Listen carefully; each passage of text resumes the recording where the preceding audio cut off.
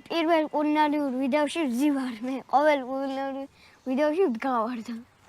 გეშველა, ხო? მეშვი. ეგ იმიტომ რომ ტყეში არა ვართ რა და გავს. სოფლად მიმყოფებით, სოფელ სასირეთში. მაზნიაშვილის სოფელი იცის ხალხმა. სირძე ცოტა სხვანაირი წარმოდგენა აქვს, მაგრამ რას იცავ? ჩვენ ქართველებს ეგ გვჭირს. ჩვენ ვართ ამ ქვეყანაზე და საქართველოში ყველაზე დილეტანტი კულინარები. და არაფერზე პრეტენზია ჩვენ არ ვაცხადებთ რომ ჰაი და ჰუი, მაგრამ ეხლა ჩვენ გავაკეთებთ ბატონო დავით კორეა იცი სად არის? კორეა? სად? კორეაში. კორეის ნახევარკუნძულზე.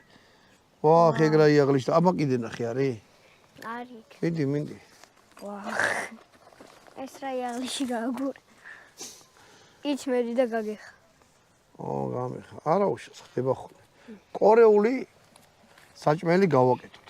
ბატონო დავით, ესენი კიდე გადადე. ისე ვიჩავდო? ბატონო მანოს მიეც. მოკლედ კორეული საჭმელი გავაკეთოთ. სტრაფიკოება ფასტფუდს რო ეძახიან. ფასტფუდ, ანუ კორეაში მე როგორც ნახე ტელევიზორში აი ესე შემწვარი ძაღლის გვერდზე მე სულ ესენი იყიდება. არა ესე მიდიხარ და ჭამ. მთელი აზრი იმაშია რომ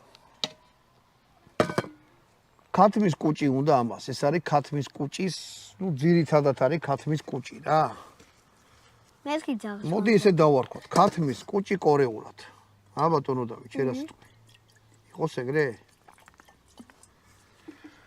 ბევრი არაფერი ამას ღალატები და რამე არ უნდა. უნდა ფქვილი.